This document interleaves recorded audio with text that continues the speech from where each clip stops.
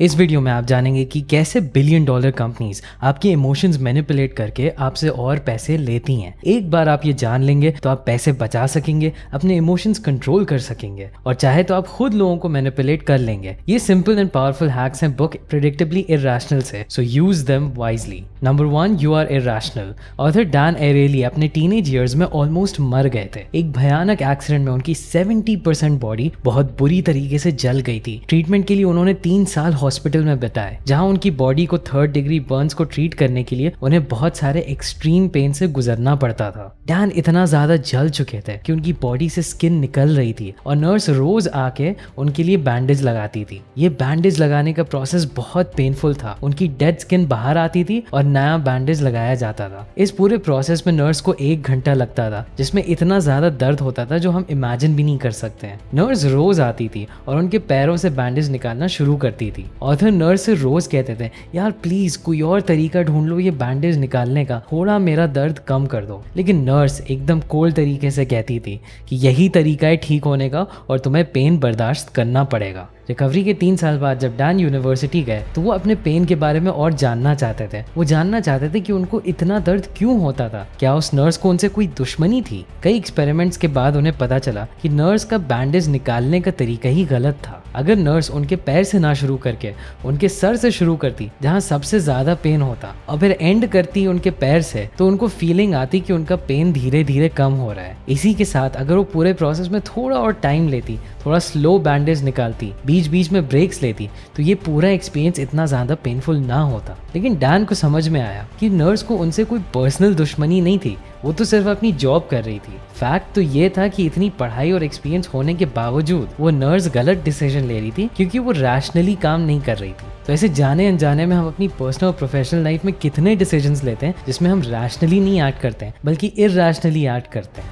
और इसी वजह से और लोग हमें इमोशनली मैनिपुलेट कर लेते हैं। इसका सबसे अच्छा एग्जाम्पल है रिलेटेबिलिटी। एक दिन ऑथर को इंटरनेट पे द इकोनॉमिस्ट जर्नल का एक ऐड दिखा जहां 3 सब्सक्रिप्शन ऑप्शंस अवेलेबल थे। Digital version $59, print only version $125, digital plus print version $125। Author ने ये सारे ऑप्शंस MIT के 100 स्टूडेंट्स के सामने रखे, बस टेस्ट करने के लिए कि उनका क्या रिएक्शन होता। इसमें 16 स्टूडेंट्स ने पहला ऑप्शन चूज किया और 84 स्टूडेंट्स ने तीसरा ऑप्शन चूज किया। एंड एज एक्सपेक्टेड किसी ने दूसरा ऑप्शन पिक नहीं किया क्योंकि वैल्यू उसमें ज्यादा है नहीं। ऑथर ने फिर टेस्ट किया और उन्होंने सेकंड ऑप्शन हटा दिया और सिर्फ पहला और तीसरा ऑप्शन लोगों के सामने रखा। अब इसके रिजल्ट्स बहुत सरप्राइजिंग थे। यहाँ पे 68 स्टूडेंट्स ने फर्स्ट ऑप्शन को चूज किया और 32 स्टूडेंट्स ने थर्ड ऑप्शन को। तो अगर आप बेसिक मैथ्स करिए तो आप बहुत अच्छे से देख पाएंगे कि जहां इकोनॉमिस्ट वाले 3 ऑप्शंस बेच रहे थे वहां पे उन्होंने ज्यादा पैसे कमाए, और जहां पे वो सिर्फ 2 ऑप्शंस बेच रहे थे वहां पे उन्होंने कम पैसे कमाए। ऐसा क्यों हुआ? वेल, ऑथर कहते हैं कि हमारा दिमाग सारे डिसीजंस रिलेटेबिलिटी के बेसिस पे लेते हैं। हमको एक्चुअली में गलत और सही में ज्यादा फर्क नहीं पता होता है, लेकिन जब हमारे पास कई सारे ऑप्शंस होते हैं तभी हम गलत और सही के बीच में चूज कर पाते हैं। तो जब आपको तीनों ऑप्शंस एक साथ दिखाए जाते हैं, आपको लगता है कि अरे वाह, तीसरा वाला ऑप्शन कितनी अच्छी वैल्यू है, पहले वाले में तो सिर्फ मुझे डिजिटल मिल रहा है,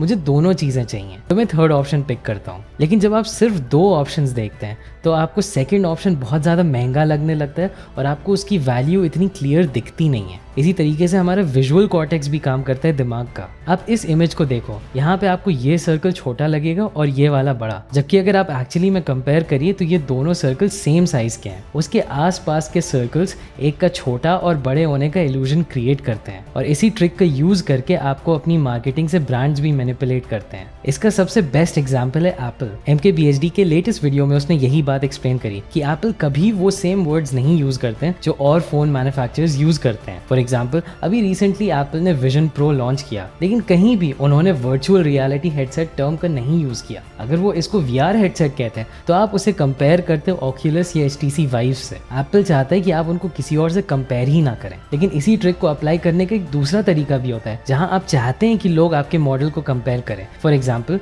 एक किचनवेयर कंपनी थी विलियम सोनोमा, और जब पहली बार उन्होंने अपनी ब्रेड मशीन्स लॉन्च करी तो उनकी सेल्स काफ़ी लो थी। बट जैसे ही कंपनी ने मशीन का डिलक्स मॉडल लॉन्च किया जो बेस मॉडल से $50 ज़्यादा था, तो बेस मॉडल की सेल्स बहुत तेज़ी से बढ़ने लगी। लोग दोनों मॉडल्स को कंपेयर करते थे, उनको लगता था डिलक्स तो बहुत महंगा है, मैं ये छोटा वाला खरीदूंगा। लेकिन जब कोई दूसरा ऑप्शन नहीं होता था तो लोगों को मशीन ही बहुत महंगी लगती थी। तो नेक्स्ट टाइम जब आप किसी को कुछ सेल करते हो या किसी को एक पर्टिकुलर डिसीजन लेने के लिए इन्फ्लुएंस करना चाहते हो, तो सामने वाले के पास अच्छे ऑप्शंस रखो और सारे ऑप्शंस को इस तरह से सेट करो ताकि वो उन्हीं ऑप्शंस को कंपेयर करके वही डिसीजन ले जो आपके लिए सूटेबल हो। या आपके पास दूसरी चॉइस है, एप्पल की तरह अपने आप को एक दूसरी कैटेगरी में ही डाल दो जहां कोई आपको कंपेयर ना कर सके। हम लोग काफी बार इरेशनल होते हैं सोशल नॉर्म्स की भी वजह से। आप इमेजिन करिए महीने के एंड पे अगर आपके बॉस आपको सैलरी देने के बजाय बस एक गले मिल के थैंक यू बोल दें तो क्या आपको अच्छा लगेगा? आई एम श्योर आपको बहुत गुस्सा आएगा। वैसे ही आप इमेजिन करो कि आपने अपने फ्रेंड को अपने घर पे डिनर के लिए बुलाया और खाना खाने के बाद आप उसे थैंक यू बोलते हैं और 500 रुपए का नोट पकड़ा देते हैं। आई एम श्योर आपके दोस्त को भी अजीब लगेगा कि यार मैं तो दोस्ती के लिए आया था, मुझे पैसे थोड़ी चाहिए थे। ऐसा इसलिए होता है क्योंकि ऑथर बताते हैं कि हम सब दो नॉर्म्स में रहते हैं।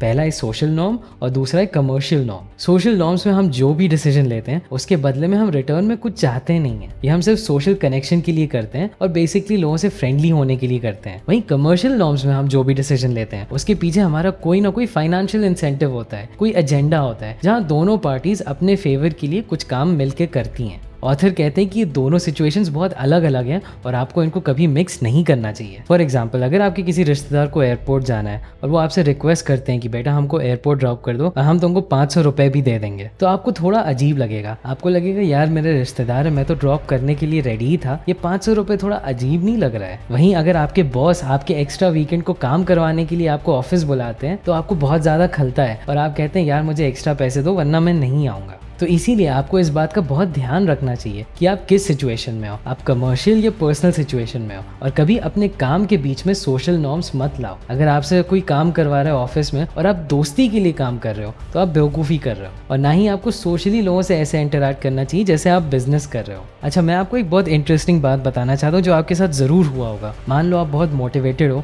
और आप सोचते हो कि अब मैं अपना रूम साफ़ करने वाला हूँ। एकदम से आपकी मम्मी आती है रूम में और वो कहती है बेटा जल्दी से रूम साफ़ करो, ये क्या गंदा बना रखा है। इवन दो आप साफ करने वाले थे, आपको एकदम से फीलिंग आती है यार अब बोल दिया है तो साफ करने का मन नहीं कर रहा है। ये फीलिंग हमारे अंदर एक बहुत इंपॉर्टेंट रीजन की वजह से आती है जो अब मैं आपको इस एग्जांपल से समझाता हूँ। एक बड़े घर में एक बुढ़ा आदमी रहता था और जब भी बच्चे स्कूल से वापस आते थे तो उसके घर से गुजरते थे और वो अपनी स्टिक से उसकी गेट पे मारते हुए जाते थे, जिससे बहुत शोर होता था। वो आदमी उनके ऊपर चिल्लाता था, डांटता था, बट बच्चे उसकी सुनते नहीं थे। उस आदमी को एक दिन नया आइडिया आया। उसने बच्चों को बुलाया और कहा बच्चों तुम लोग बहुत अच्छे से शोर मचाते हो, मुझे ये म्यूजिक लगती है और मुझे बहुत अच्छा लगता है, तुम ऐसे ही गेट पे बजाते रहो और मैं तुम्हें हर दिन 1 रुपए दूंगा। पहले हफ्ते बुढ़े आदमी ने बच्चों को 1 रुपए दिए और बच्चे बहुत खुश हो गए। दूसरे हफ्ते उस बुढ़े आदमी ने बच्चों को बुलाया और कहा मेरे पास पैसे खत्म हो गए तो अब मैं तुम्हें सिर्फ 50 पैसे दे सकता। बच्चे तब भी स्टिक से बजाते थे लेकिन थोड़ा वो कंफ्यूज हो गए थे कि अब क्या करना है। 3 हफ्ते बाद बुढ़े आदमी ने उनको फिर से बुलाया।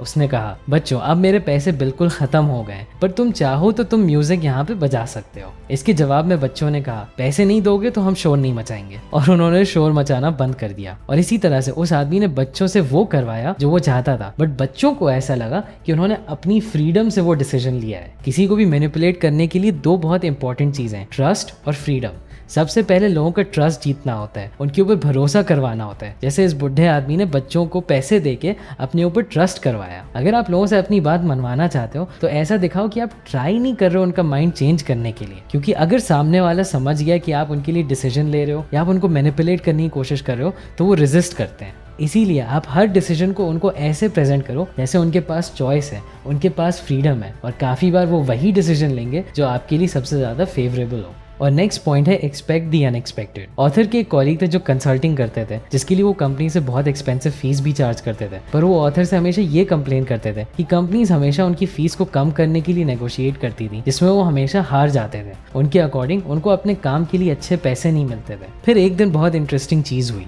वो एक कंपनी के सामने प्रेजेंटेशन दे रहे थे जहाँ वो कंपनी को बता रहे थे कि वो क्या क्या काम करने वाले हैं, उनकी कौन सी प्रॉब्लम सॉल्व करेंगे, वो इस काम को कैसे करेंगे, सब कुछ बता दिया। और अपनी फीस बताने की जस्ट पहले बातों में उन्होंने एक जोक क्रैक करते हुए कहा जैसा कि आप देख सकते हैं इस काम के लिए मैं आपको $1 मिलियन तो नहीं चार्ज कर सकता, मेरी फीस सिर्फ $75,000 है। ये करने के बाद उन्होंने नोटिस किया कि कंपनी ने एक बार में ही उनकी फीस एक्सेप्ट कर ली, फीस को लेके कोई आर्ग्यू नहीं किया। ये देखते हुए वो आगे जिस भी कंपनी के साथ काम करते थे, मीटिंग में वो इस जोक को क्रैक करते थे और हर कॉन्वर्सेशन में इसको ऐड कर देते थे। और जब भी वो ऐसा करते थे तो कंपनीज उनकी फीस को चैलेंज नहीं करती थी। ऑथर कहते हैं कि उनकी ये दोस्त ने $1 मिलियन वर्ड को एक एंकर बना दिया, जिसके सामने $75,000 सुन के सामने वाली कंपनी को प्राइस कम ही लगता था। ऐसे ही कुछ स्टीव जॉब्स ने भी किया था, जहां उन्होंने स्टेज पे खड़े होकर हजारों लोगों को मैनिपुलेट कर दिया। जब स्टीव जॉब्स ने पहले आईपैड को लॉन्च किया तो उनके पीछे स्क्रीन पे बड़ा 999 लिखा हुआ था, जिससे लोगों को शुरू में ये एक्सपेक्टेशन थी कि यही प्राइस है आईपैड का। बट ट्विस्ट ये था कि स्टीव जॉब्स ने स्टेज पे कहा कि ज्यादातर लोग इसी प्राइस को एक्सेप्ट कर रहे होंगे,